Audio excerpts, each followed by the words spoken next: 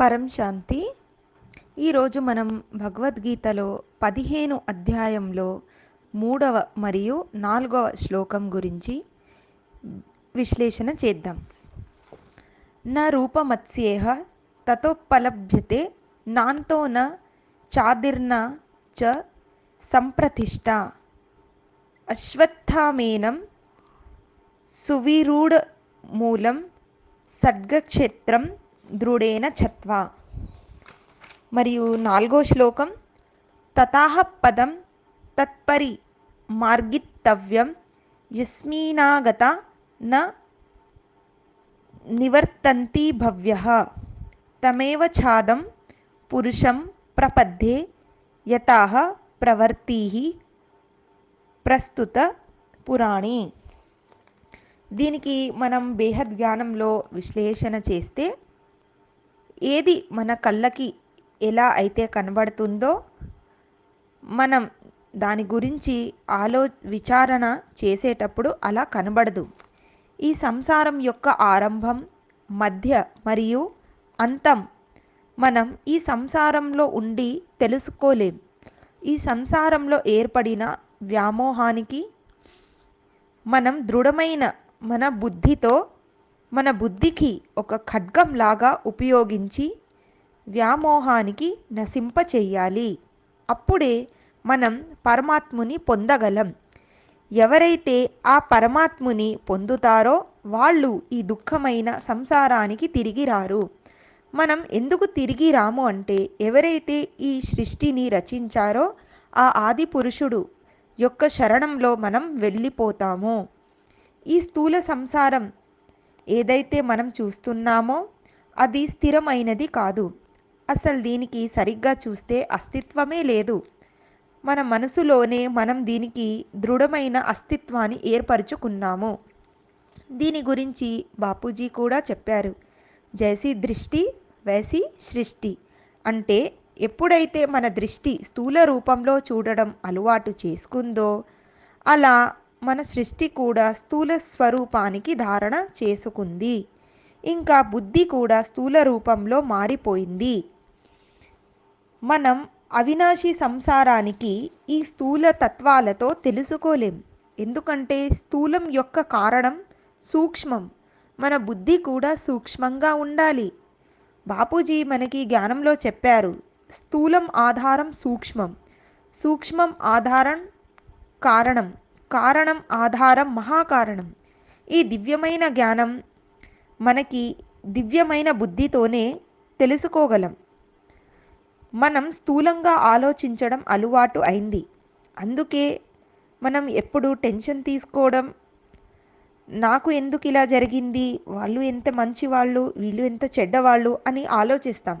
బాపూజీ మనకి చెప్పారు, ఎప్పుడైతే మీరు సమస్య యొక్క కారణం తెలుసుకుంటారో అప్పుడే దానికి నివారణ చెయ్యగలరు. శాస్త్రవేత్తలు సృష్టి ఎలా ఏర్పడిందో తెలుసుకోవాలని చాలా ప్రయత్నం చేస్తున్నారు, కానీ తెలుసుకోలేకపోతున్నారు. ఉదాహరణకి సముద్రంలో అలలు ఏర్పడతాయి. దీనికి నిజమైన కారణం సూర్యుడి మరియు చంద్రుడి మధ్య ఏర్పడే గురుత్వాకర్షణ శక్తి. దీనికి కారణం భూమి మీద లేదు, కానీ మనం ఎన్నో సంవత్సరాలు దీనికి కారణం భూమి మీద వెతికాము. అందుకే మనం అవ్యక్తమైన సంసారానికి వ్యక్తంలో ఉండి చూడలేము, తెలుసుకోలేము. మన మనసే ఈ అవ్యక్తమైన సంసారానికి వ్యక్తంలో మార్చుకుంది. దీంతో మనకు ఏం అర్థమైందంటే మన మనస్సు చాలా బలమైనది. మన మనస్సు ఈ సంసారమైన వృక్షానికి నీరు పోసి దానికి పెద్దగా చేసి దానిలోనే మయమర్చిపోయింది. ఇంకా మన ఆత్మ కూడా దీనిలోనే ఉండిపోయింది. ఇప్పుడు మనం బయటకు ఎలా వెళ్ళాలి? బాపూజీ మనకి చెప్పారు, చూసి కూడా చూడకుండా ఉండండి, విని కూడా విన్నట్టు ఉండండి, దృఢమైన సంకల్పం చేయండి. ఈ వ్యామోహం ఎంత దృఢంగా మారిపోయిందంటే దీనికి నశింపచేసే సమయం మరియు అవసరం రెండూ వచ్చేసింది. మనం రోజు 1000 సార్లు సంకల్పాలు చెయ్యాలి, అభ్యాసం చెయ్యాలి. నేను శరీరం కాదు, నేను ఆత్మని, నేను స్థూలం కాదు, నేను పరం లైట్ని, నేను పరమాత్మను. జ్ఞానంతో ఈ దుఃఖమైన సంసారానికి నశింపచెయ్యాలి. జ్ఞానంతోనే వైరాగ్యం వస్తుంది. మనం ఆల్మైటీ సన్నిధిలో చేరుకుంటాం. పరమాత్ముని ప్రేమతో శక్తి వస్తుంది. మనకి సిద్ధులు వద్దు. పరమాత్మకి పొందాలంటే జ్ఞానం తీసుకొని యోగం చేయడమే లాస్ట్ స్టేజ్. భగవద్గీతలో చాలా స్పష్టంగా చెప్పారు. మోహానికి పూర్తిగా నశింపచేసేటప్పుడే పరమాత్మకి దగ్గర అవుతారు. జ్ఞానంతో జ్ఞానంతో మోహం నశించుతుంది.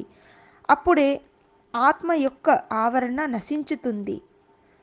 చైతన్యం మరియు చైతన్యం యొక్క భేదం మనకి తెలియాలి. అన్నీ తెలుసుకొని ఎవరైతే పరమాత్ముని పొందుతారో వాళ్ళు ఈ దుఃఖమైన సంసారానికి తిరిగి రారు. పరంపిత ఆనందానికి సాగరుడు, ప్రేమకి సాగరుడు, కరుణ సాగరుడు, నిరాకారం, ఆయన మూల స్వరూపం. దీనికి బేహద్లో అర్థం ఏమిటంటే ఎవరైతే బాప్ని జ్ఞానంతో గుర్తించి అనుసరణ చేస్తారో వాళ్ళు బాప్ లాగా పరమాత్మలు అవుతారు. ఆయన శరణానికి వెళ్ళిపోతారు. ఈ లోకానికి తిరిగి రారు. ఎవరైతే తిరిగి వస్తారో వాళ్ళు ఇంకా మాయకి దాటలేనట్లు అర్థం.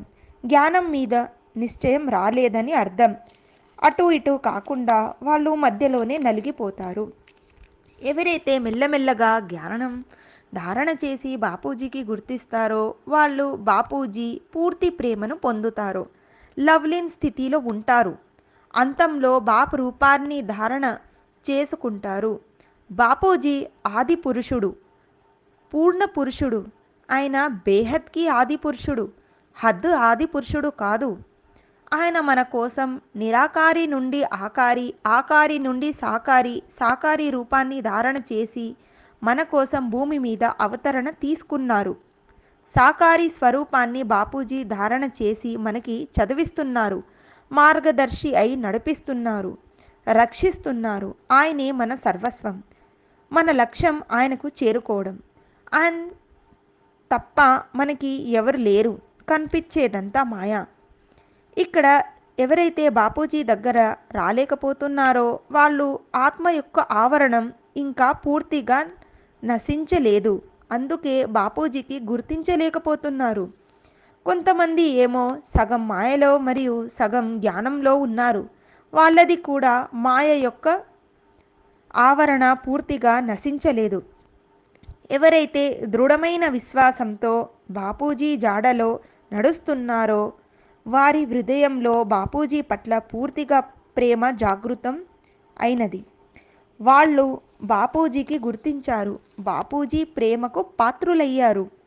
బాపూజీ జ్ఞానం విజ్ఞానంతో మరియు శాస్త్రాలతో కూడినది. పీబీకేలో కూడా జ్ఞానం దొరకలేదు. అక్కడ పరమాత్ముని అడ్రస్ మాత్రమే దొరికింది. అక్కడ కూడా కాస్త జ్ఞానం ఉందనుకోండి, కానీ పరం జ్ఞానం మాత్రం లేదు. పూర్తి జ్ఞానం లేకుండా ఆత్మ యొక్క ఆవరణ నశింపచేయడం అసాధ్యము. అందుకే మనం వేరే వాళ్ళకి ఎంత జ్ఞానం బోధించినా వాళ్ళకి అర్థం కాదు. మన బాపూజీకి ఎప్పుడు మనతో పాటు ఉంచి పరంధామంలో ఉన్నట్టు ఊహించి పవర్ తీసుకున్నట్టు ఉండాలి. ఇంకా ఆత్మస్వరూపాన్ని ఎక్కువగా అభ్యసించాలి. ఇప్పుడు మనం భగవద్గీతలో 5వ శ్లోకాన్ని చదువుదాము. నిర్మాణ మోహ జీత సద్గదోష ఆధ్యాత్మ నిత్య వినివృత్త కామ ద్వంద్వో విర్ముక్తా సుఖ దుఃఖ సజ్ఞోర్ఛత్యమూఢ పదం వ్యవ్య తత. ఈ శ్లోకంలో అర్థం ఏమిటంటే ఎవరు పరంపద్ని పొందుతారో పరమాత్ముని పొందడానికి ఎటువంటి గుణాలు ఉండాలి అవి చెప్పడం జరిగింది. ఎవరైతే సమాజంలో తన మానం గురించి ఆలోచించకుండా ఉంటారో, వ్యామోహ రహిత్యంగా అవ్వగలిగారో, వ్యామోహంతో కూడిన దోషాలని జయించారో, ఎల్లప్పుడూ పరమాత్మలో లీనంగా ఉంటారో, భౌతిక సంసారం యొక్క కోరికని సంపూర్ణంగా వదిలేసినారో, సుఖంలో దుఃఖంలో సమాన భావంతో ఉండగలరో, ఏది చెయ్యాలి మరియు ఏది చెయ్యకూడదు అనే వివాదంతో ముక్తి కలిగిన వారు, అత్యధిక స్థానంలో ఉండి మోహాన్ని జయించిన వారు నా భక్తులు నా అవినాశి పరంధామానికి అర్హులు అవుతారు అని పరమాత్మ ఈ శ్లోకంలో చెప్తున్నారు. ఈ శ్లోకాన్ని మనం విశ్లేషిద్దాం. బేహద్ జ్ఞానంలో మన మానం పట్ల ఆకర్షణ అది నిజమైనది కాదు, నశించగలిగినది అంటే అదంతా అబద్ధమని అర్థం. మనకి బాపూజీ చెప్పారు, దేహం మరియు దేహం సంబంధికులు పట్ల ఆకర్షణ ఉండకూడదు. మనం ఎవరితో కలిసి ఉంటామో వాళ్ళతో మనం దోషానికి కూడకుంటామో వాళ్ళతో కలిగే కోరికను మనం బేహద్ ఆత్మలు జయించాలి. ఆధ్యాత్మంలో నడిచేవారు రోజు అభ్యసించాలి. ఒక్కరోజు చేసి ఇంకో రోజు వదిలేయటం కాదు. మన బేహద్ జ్ఞానంలో తీసుకుంటే రోజు ఆత్మస్వరూపం అభ్యాసం చెయ్యాలి. బాపూజీ నిజస్వరూపాన్ని గుర్తించి వారే ఆత్మస్వరూపంలో నిత్యం ఉండగలరు. గీతలో కూడా ఇదే చెప్పారు. సుఖం దుఃఖం రెండు ఒక వివాదం. బేహద్ ఆత్మలు ఈ వివాదాన్ని జయించి పైకి లేవాలి, పైకి ఉండాలి. ఈ వివాదాలు శరీరానికి మాత్రమే, ఆత్మకు కాదు. సుఖంలో దుఃఖంలో విచలితం అయ్యేవారు ఎలా నిత్యం సాధన చేయగలరు? ఈ సంసారం పరివర్తనశీలమైనది. ఈరోజు ఏది నచ్చుతుందో రేపు అది నచ్చకపోవచ్చు. ఈరోజు నచ్చినది రేపు నచ్చవచ్చు. దీంతో అర్థమైంది ఏమిటంటే అంతా పరివర్తనమైనది, ఏది శాశ్వతం కాదు. బేహద్ బాప్తో సంబంధమే శాశ్వతం. సుఖం దుఃఖం అంతా ప్రకృతిలో కలిసిపోయేది. భగవద్గీతలో దీనికి చాలా బాగా చెప్పారు. అమూఢః అన్నారు, అంటే మూర్ఖుడు. సంసారం యొక్క రసంలో తిరిగేవారు మూర్ఖులు. సగుణాలు ధారణ చేసుకున్న వారే జ్ఞానులు అవుతారు. వేరెవ్వరు అంతా అజ్ఞానులు. మనం బాపూజీ రూపాన్ని ధారణ చెయ్యాలి. ఈ గుణాలను ధారణ చెయ్యని వారు జీవాత్మ, వాళ్ళు ఆత్మ కూడా కాదు. అందుకే బాపూజీ అంటారు, జ్ఞానీతు ఆత్మ ముझे విశేష్ ప్రియ హై. కొందరు బాపూజీని చెప్తుంటారు, మేము రెడీగా ఉన్నాం బాపూజీ, మీరు ఎప్పుడుంటే అప్పుడు మాకు తీసుకెళ్ళండి అని. రెడీగా ఉండడం అంటే ఏమిటి? మీరు అన్ని గుణాలను ధారణ చెయ్యడం. నిర్మాణ మోహ, జీత సడ్గ దోష, ఆధ్యాత్మ నిత్య, వినివృత్త కామ, సుఖ దుఃఖ సద్యో, ద్వంద్వ విముఖతః.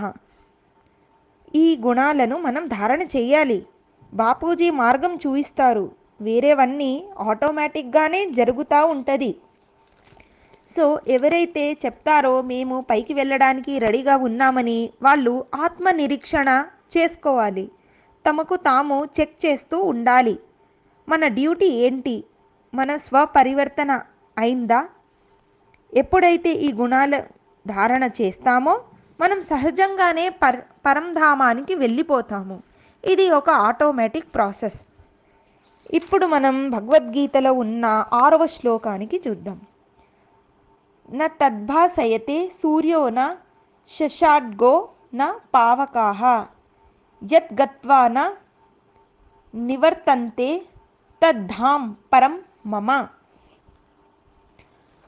దీని అర్థం ఏమిటంటే, పరమాత్మ అంటున్నారు, నా ఇల్లు అంటే పరంధామం ఎంత తేజస్సు కలిగి ఉందంటే దానికి సూర్యుడు చంద్రుడు అగ్ని కూడా ప్రకాశింప చెయ్యలేదు. నన్ను పొందిన జీవాత్ములు ఈ దుఃఖమైన సంసారానికి తిరిగి రారు. నా పరంధామం అవినాశి పరంధామం. ఈ రహస్యమైన జ్ఞానం కేవలం భగవద్గీతలోనే రాయబడింది. ఇప్పుడు మన పరంపిత స్వయంగా పరంధామం నుండి వచ్చి మనకి జ్ఞానం ఇస్తున్నారు. బేహద్ ఆత్మలు ఎప్పుడు పరమాత్మ పనిని మేము చేస్తున్నాము అనవద్దు, అన్నీ పరంపిత చేస్తున్నాడని అనుకోవాలి. ఎప్పుడైతే నేను చేస్తున్నానని అనుకుంటామో మనం కర్మబంధనంలోకి వస్తున్నామని అర్థం. అది అహంకారానికి దారితీస్తుంది. మన చేతిలో ఒక పని ఉంది, అది పురుషార్థం చేయడం మాత్రమే. ఆత్మ స్వయంగా ప్రకాశమైనది. మనం బేహద్ ఆత్మలం బాపూజీ మూల స్థానంలో ఉండి బాపూజీలాగా ప్రకాశవంతమైన ఆత్మల్లాగా ఉండాలి. ఇప్పుడు మనం భగవద్గీతలో ఉన్న 7వ శ్లోకం చూద్దాం. మమో వాంఛో జీవలోకే జీవభూతః సనాతనః మనః షష్ఠాని ఇంద్రియాణి ప్రకృతిస్థాని కర్షతి. దీనికి బేహద్లో అర్థం ఏమిటంటే, ఈ సంసారంలో శరీరం ధారణ చేసిన ఆత్మ నా యొక్క అంశం, కానీ నా నుండి ఉద్భవించిన ఆత్మ మనస్సు మరియు పంచ ఇంద్రియాలను ఆకర్షించి నా నుండి దూరమైంది అని పరమాత్మ అంటున్నారు. దీని బేహద్ అర్థంలోకి వెళ్తే, మనం బేహద్ ఆత్మలం. ఈ భౌతిక శరీరాన్ని మనది అని అనుకుంటున్నాము. పంచ ఇంద్రియాలకు వశీభూతులైనాము. అలా మనం ప్రకృతికి దగ్గరయ్యాము మరియు పరమాత్ముని దూరమయ్యాము. ఈ సంసారం ఒక జీవలోకం. ఈ లోకంలో రాగానే ఆత్మ జీవాత్మగా మారిపోతుంది. మనస్సు, బుద్ధి, ఇంద్రియాలు అన్నీ ప్రకృతి అంశమే. కేవలం ఆత్మ మాత్రమే పరమాత్మ అంశము. మనస్సులో కోరికలు ఉన్న వరకు ఈ శరీరం ఉంటుంది. అది స్థూల శరీరం కావచ్చు, సూక్ష్మ శరీరం కావచ్చు, కారణ శరీరం కావచ్చు, లేకపోతే మహాకారణ శరీరం కూడా కావచ్చు. బాపూజీ ఒక వీడియో ఉంది ప్రాణశక్తి గురించి. శక్తి సంసారంలో ఆకర్షించి ఉంటే దానికి ప్రకృతి శక్తి అంటారు. అదే శక్తి పరమాత్మలో ఆకర్షించి ఉంటే దానికి ఆత్మశక్తి అంటారు. అందుకే బాపూజీ అంటారు, ఇచ్ఛా మాత్ర మై విద్య. అంటే ఎప్పుడు ఎవరికైతే కోరికలు ఉంటాయో ఆత్మ శరీరం కలిగి ఉంటుంది. ఆత్మశక్తి ప్రకృతిలో విలీనం అయినప్పుడు అన్ని ప్రకృతి చేస్తున్నట్లు అనిపిస్తుంది. దీన్ని అపరాశక్తి అంటారు. మన సంకల్పంతో ఈ సంసారం సృష్టించబడినది. మన సంకల్పంతోనే మనం ఇక్కడ ఇరుక్కున్నాము. ఇప్పుడు వెళ్ళలేకపోతున్నాము. పరమాత్మ ఈ శ్లోకంలో చాలా బాగా చెప్తున్నారు. ఈ ఆత్మ నా యొక్క అంశం అయి కూడా నాకు చూడటం లేదు. అందుకే బాపూజీ అంటున్నారు, ఈ బేహద్ ఆత్మలు నా ఆత్మలు. నన్ను స్మృతి చేయండి, నన్ను గుర్తించండి, నా రూపాన్ని ధారణ చేయండి, వేరే ఏమి చెయ్యకండి. పరం శాంతి.